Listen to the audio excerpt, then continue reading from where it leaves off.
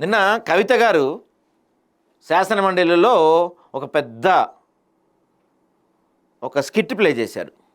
ఓ గంట సేపు మాట్లాడుతూ కన్నీళ్లు పెట్టుకుంటూ మన అమరజ్యోతి దగ్గర నుంచి సచివాలయం దగ్గర నుంచి ప్రతిదీ లోపభూయిష్టమే, ప్రతి దాంట్లో అవినీతి ఉంది, మొత్తం అంతా అవినీతి జరిగిందని చెప్పి మాట్లాడుతున్నాం. కవిత గారు మరి దీని గురించి ఏం మాట్లాడతారో, ఐడిపిఎల్ భూమి కబ్జాపై చర్యలు ఎక్కడ, కళ్ళు చదివిన కథనం పార్ట్ 1 అని చెప్పి మేము అడుగుతున్నాం కదా, దీనిపైన మీ స్పందన ఏంటి?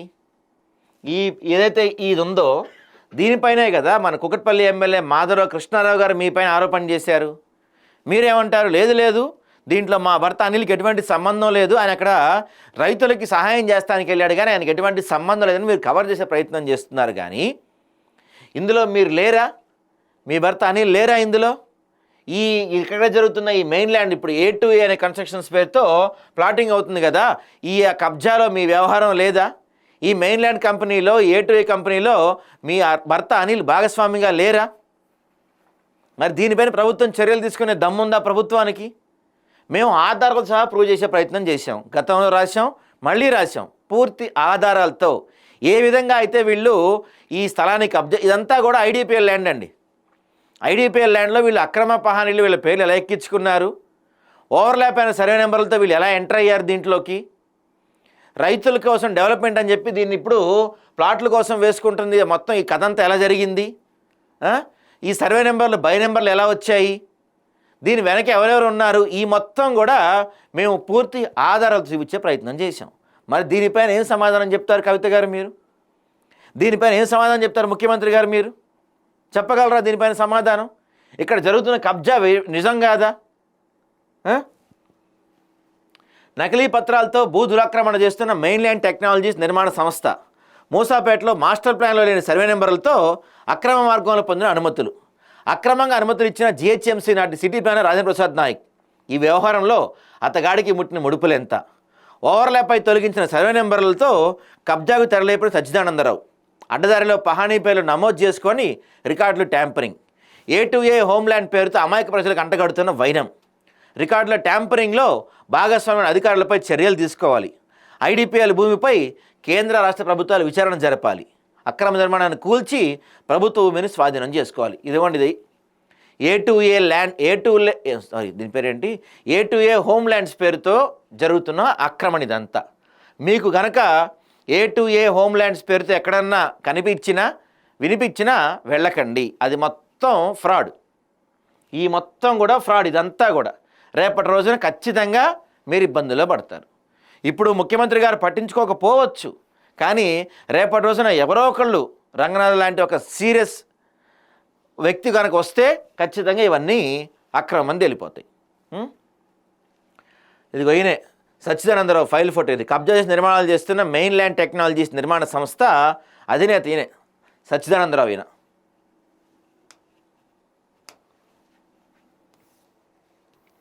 ఇదిగో ఇదంతా కూడా అక్రమంగా నమోదు చేసుకున్న కబ్జాకారులు. ఈ పహానీ ఖాతా నెంబర్ యాక్చువల్గా ఈ మొత్తం ఇది క్లియర్గా అబ్జర్వ్ చేయండి. ఇదంతా కూడా ఖాతా నెంబర్ 160. ఇందులో వీళ్ళ పేర్లు లేవు, అక్రమంగా ఎక్కించుకున్నారు పేర్లు వీళ్ళంతా కూడా. పహానీలో ఖాతా 160 రిజిస్ట్రేషన్ డాక్యుమెంట్లో చూపిన ఖాతా నెంబర్లు వేరు అంటానికి ఆధారం ఇది.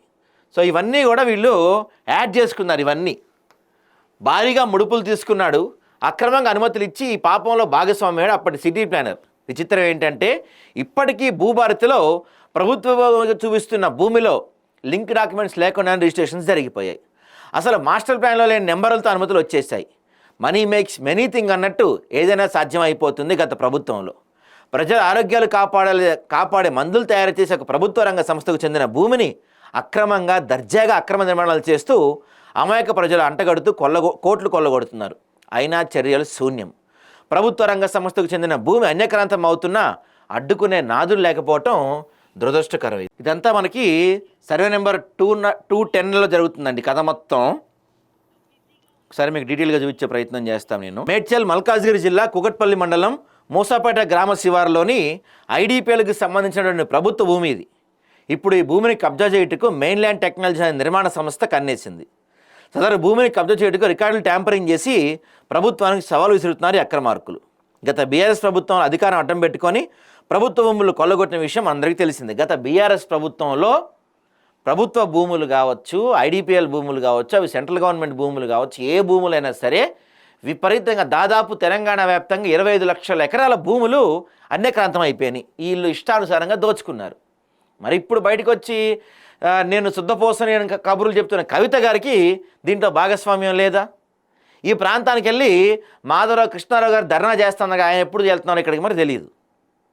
దీనిపైన గతంలో మేము కథనం రాసాం, గతంలో మేము దీనిపైన వీడియోలు చేసాం, ప్రభుత్వ అధికారులు దీని గురించి విజ్ఞప్తి చేసాం. అయినా ఇప్పటి వరకు దీనిపైన ఎటువంటి చర్యలు కూడా తీసుకోలేదు.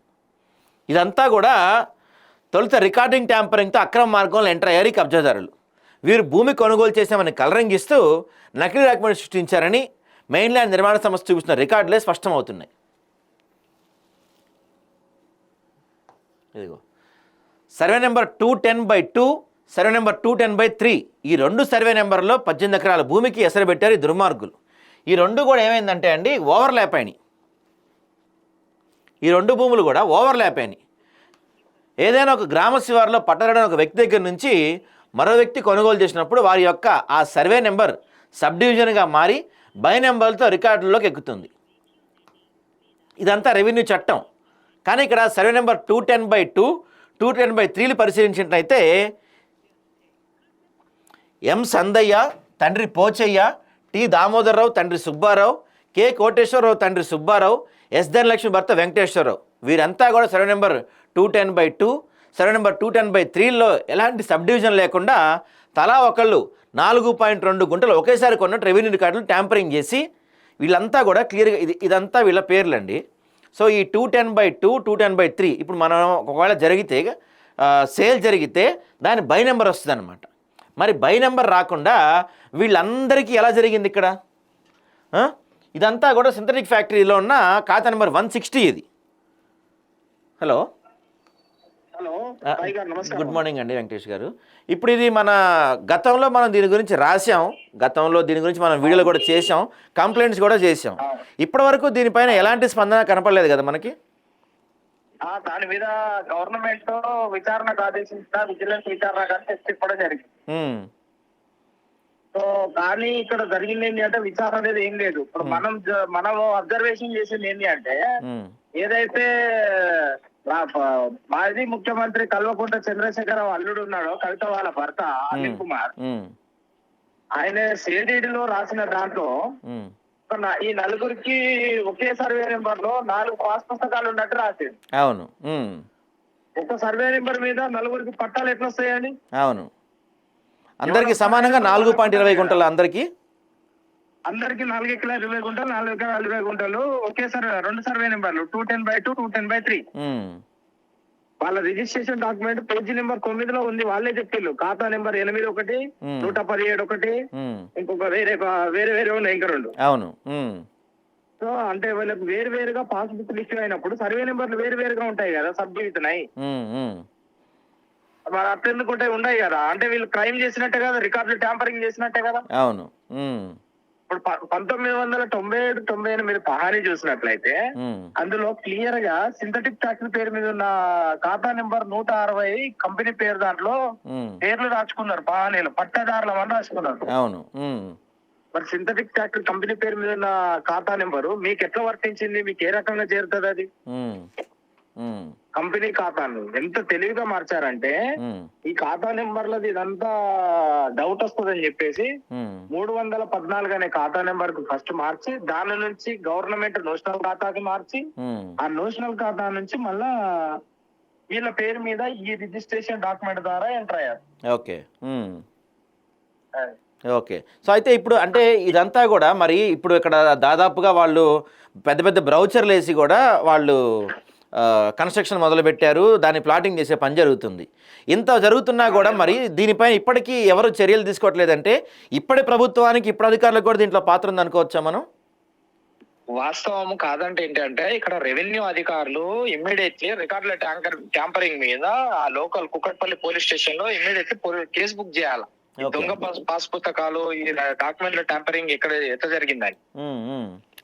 ఓకే. అంతేకాకుండా ఉమ్, ఇట్లా క్లియర్ కట్ గా సర్వే నెంబర్లు లేవు. ఈ 210/2 210/3 అనే సర్వే నెంబరు ఉమ్, కుకట్పల్లి మండలంలోని ముసాపేట గ్రామం క్లెయిమ్ చేస్తుంది.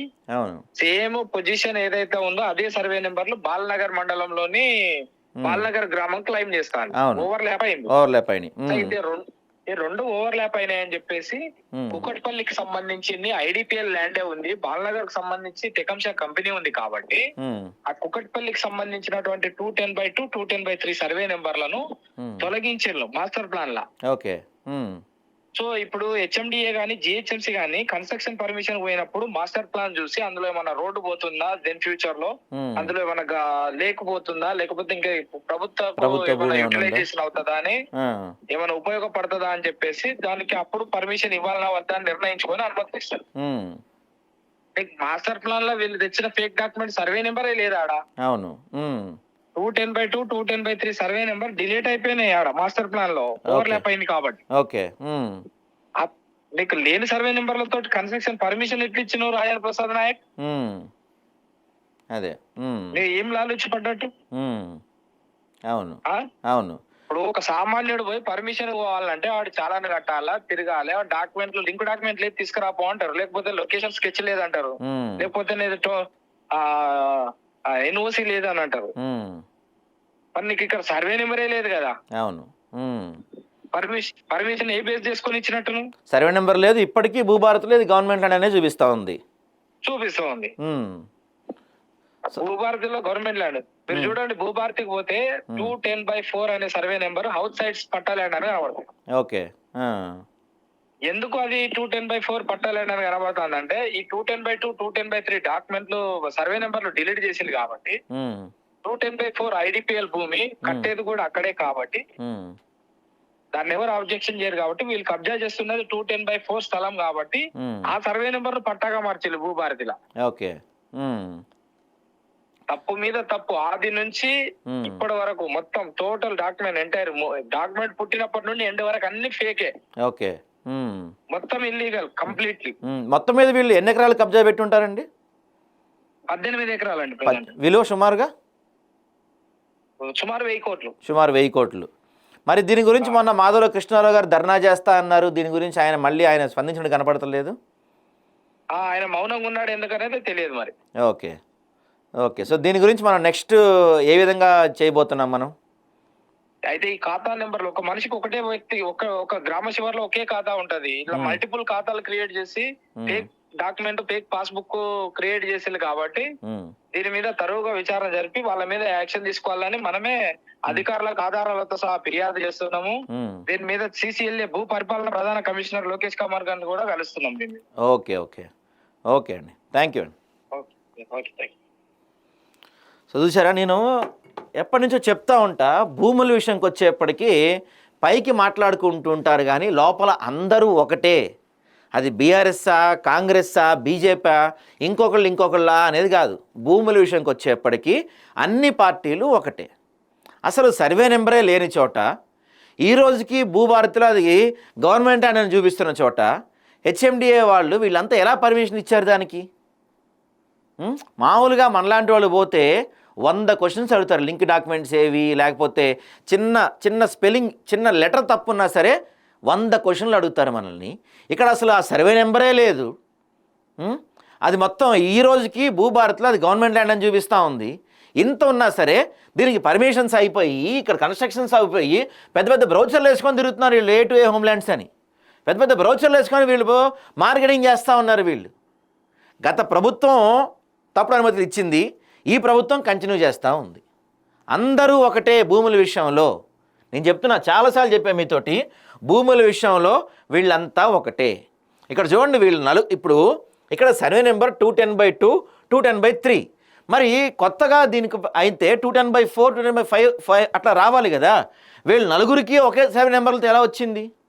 4 ఎకరాల 20 గుంటలు వీళ్ళు నలుగురికి ఒకే సర్వే నెంబర్తో ఎలా వచ్చింది? అది సబ్ డివిజన్ లేకుండా వాళ్ళ నలుగురికి ఎలా వస్తుంది ఒకేసారి? దాంతోపాటుగా సింథటిక్ ఫ్యాక్టరీ పేరు మీద ఉన్న ఖాతా నెంబర్ 160ను అక్రమ పహనులు తమ పేర్లను పట్టాదారులు అంటూ నమోదు చేసుకొని కబ్జాకు తెరలేపారు. ఇది మొత్తం మనకి 1998, 1999 పహానీ చూస్తే చాలా క్లియర్గా స్పష్టమవుతుంది. ఎందుకంటే ఇది పహానీ, ఈ పహానీలో చూడండి, ఇక్కడ ఒక పేరు ఉంది, ఇక్కడ మాత్రం వీళ్ళ పేరు ఇరికిచ్చారు బలవంతంగా. అక్రమ పహానీ అనమాట ఇదంతా కూడా. ఇదేంటి, రికార్డులు ట్యాంపరింగ్ చేసినట్టే కదా ఇది మరి. ఇదిగో వీరు నిజంగానే భూమి కొనుగోలు చేసి ఉంటే, వీరు పట్టాదారులుగా రికార్డులో నమోదై ఉంటే ఒక్కో వ్యక్తికి ఒక్కో ఖాతా నెంబర్ ఉంటుంది. మరి అసలు వీళ్ళకి భూమి అమ్మినోడు ఎవడు నిజంగా ఉంటే, ఎవరి దగ్గర నుంచి కొన్నారు, అవన్నీ ఉంటాయి కదా డాక్యుమెంట్స్. ఆ ఖాతాలో వీరికి సంబంధించిన భూములను పొందుపరిచి పట్టా పాస్బుక్ మంజూరు చేస్తారు. కానీ ఇక్కడ రికార్డులు ట్యాంపరింగ్ చేసి వీరు సింథటిక్ ఫ్యాక్టరీకి సంబంధించిన ఖాతా నెంబర్ 160లో ఈ నలుగురికి అక్రమంగా బోగస్ పేర్లు సృష్టించి రికార్డులో నమోదు చేసుకున్నారు. అంతటితో ఆగకుండా వీరు గత బీఆర్ఎస్ ప్రభుత్వాన్ని అడ్డుపెట్టుకొని మాజీ ముఖ్యమంత్రి కల్వకుంట్ల చంద్రశేఖరరావు అల్లుడు అనిల్ కుమార్ ఈ కబ్జాలో భాగస్వామ్యాడనే విషయం ఇప్పుడు తెలంగాణ రాష్ట్ర వ్యాప్తంగా చర్చనీయాంశంగా మారింది. మెయిన్ల్యాండ్ టెక్నాలజీస్ నిర్మాణ సంస్థ నేరుగా కబ్జా చేస్తే వీరి భాగోతం బట్టబయలవుతుందని కొంతమంది నకిలీ పేరు రికార్డులు సృష్టించారని జగమెరిగిన సత్యం. మరింత లోతుగా వీరి అక్రమ వ్యవహారాన్ని పరిశీలించినట్లయితే ఎలాంటి లింక్ డాక్యుమెంట్ లేకుండా 26 ఆగస్టు 2019 రోజున బాల్నగర్ సబ్ రిజిస్ట్రార్ కార్యాలయంలో సేల్ డీడ్ రిజిస్ట్రేషన్ కోసం దరఖాస్తు చేసుకున్నారు.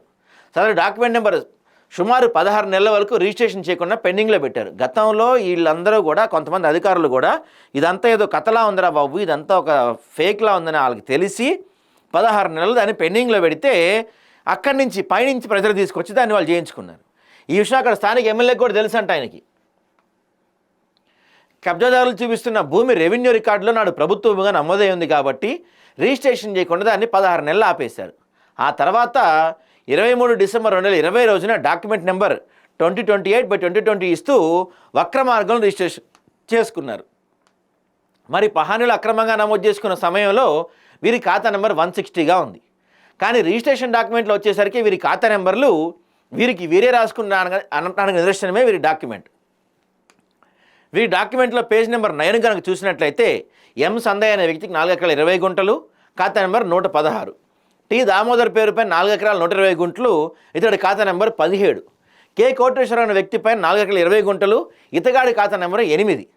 ఎస్ ధనలక్ష్మి అనే మహిళ 4 ఎకరాల 20 గుంటలు, ఆమె ఖాతా నెంబర్ 18గా చూపించారు. మరి వీరి ఖాతాలు వేరైనప్పుడు సర్వే నెంబర్ ఒకటే ఎలా అవుతుంది?